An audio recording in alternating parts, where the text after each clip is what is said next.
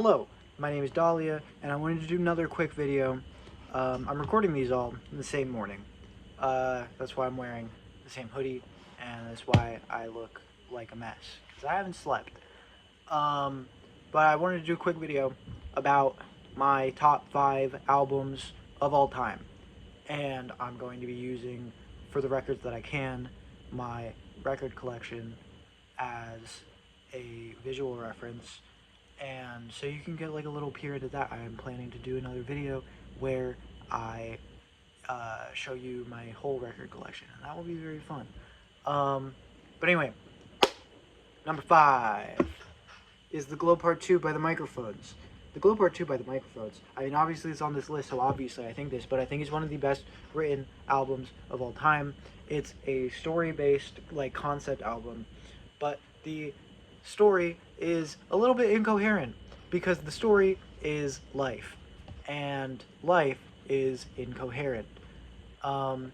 It's has a lot of songs that deal with the breakup that Phil Elverum was going through at the time, and they're not your typical breakup songs.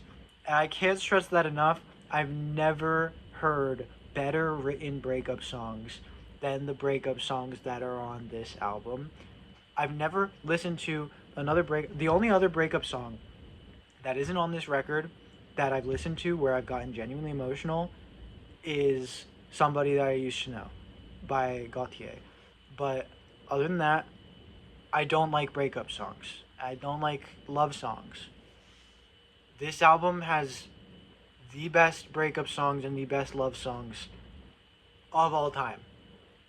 And the reason why is because Phil Elverum does something very interesting to me, where he talks about his love for human beings and his love for individuals in the context of the universe and of Earth specifically.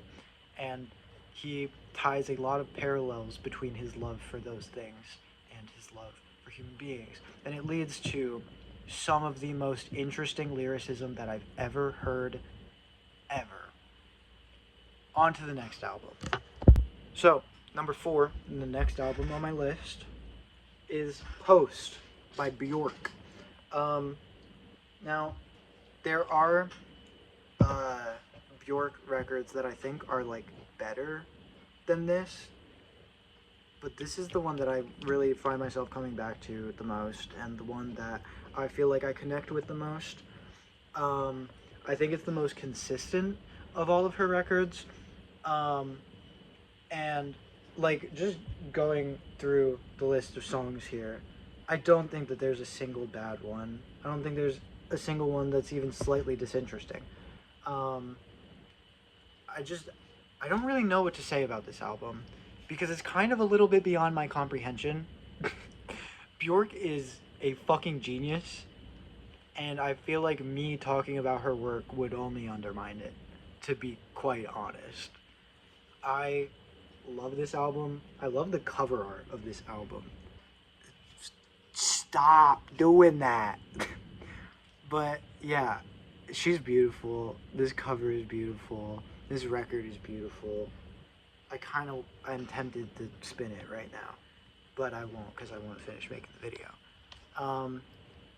The production on this album, I was about to end it, but the production on this album is some of the best production I've ever heard.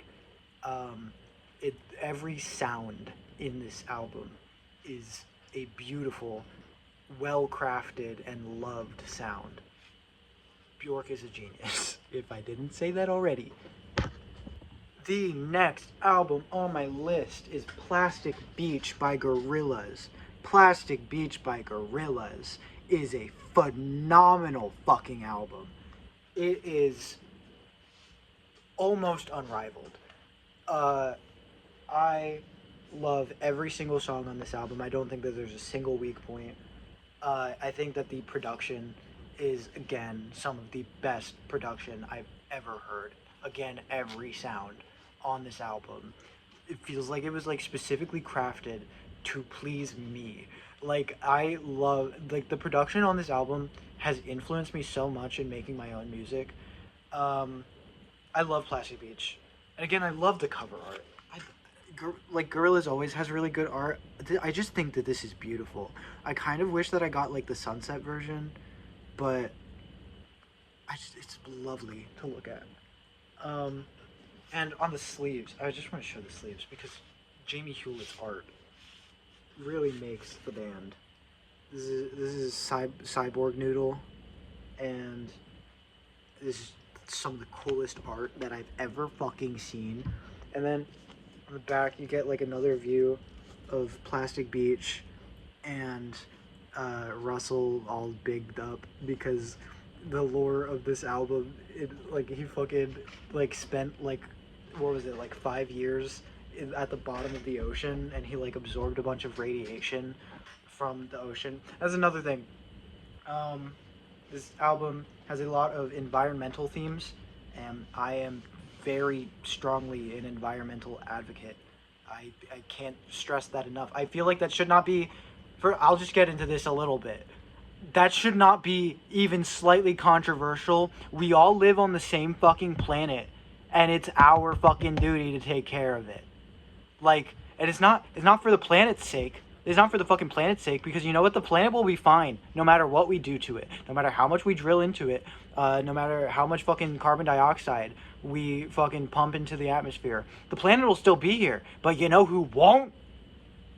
Us. We're a lot more fragile than this little ball. So just keep that in mind. Anyway, Plastic Beach. Incredible album. Everyone should listen to it. I don't think that there's a single person who wouldn't enjoy this album. On to the next one.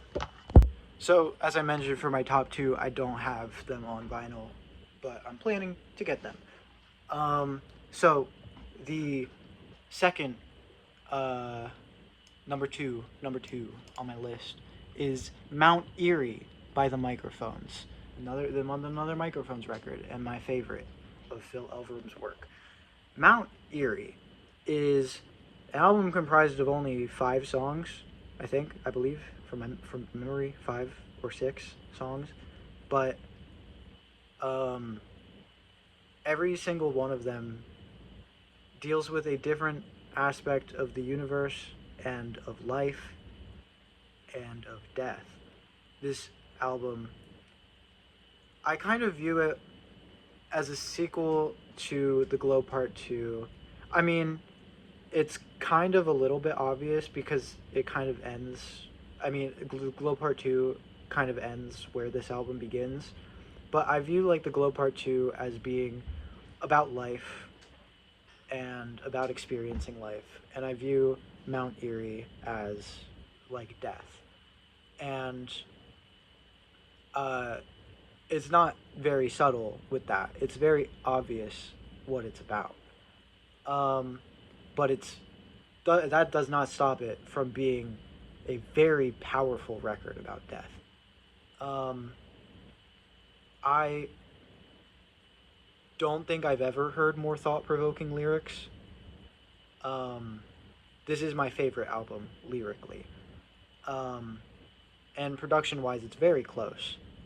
Very close. It's a very, very good sounding album, I guess. But lyrically, a lot of the concepts that he's dealing with are ones that I find myself obsessing over. And the way that he writes about them, as always, is just so astounding and thought-provoking and powerful and compelling and all the other adjectives. It was incredible. It's an incredible album. And my number one album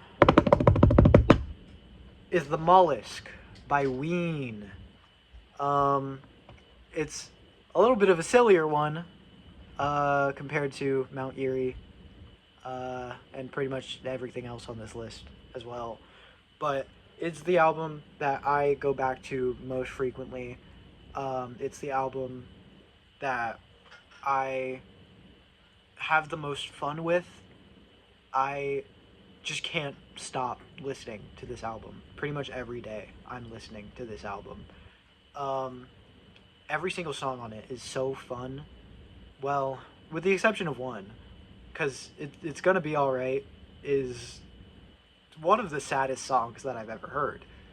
Um, but everything around it is so goofy and silly, and it's also, if you didn't know, this album is what inspired Steven Hillenburg to make SpongeBob SquarePants, um, which I can definitely see why, because it's got a very similar vibe to the show. It's very goofy, very silly, very aquatic, um, and the production is most of the reason why it's at the top as well, because this whole album sounds so psychedelic and fucked up and awesome. My favorite song on it is Mutilated Lips. Um, and that song is so trippy, it's so weird, and so cool. And the guitar solo, oh, the guitar solo in that song is so fucking good. That definitely is gonna be the next song that I cover on this channel as well. I think I'm gonna do that literally right after I stop recording this video, which I think is gonna be now, because I think I've said all that I need to say about these albums. Every single one of these albums is like a perfect 10 out of 10 for me, and ordering them doesn't really necessarily matter to me. I think that this order could be completely flipped and it would be just as valid.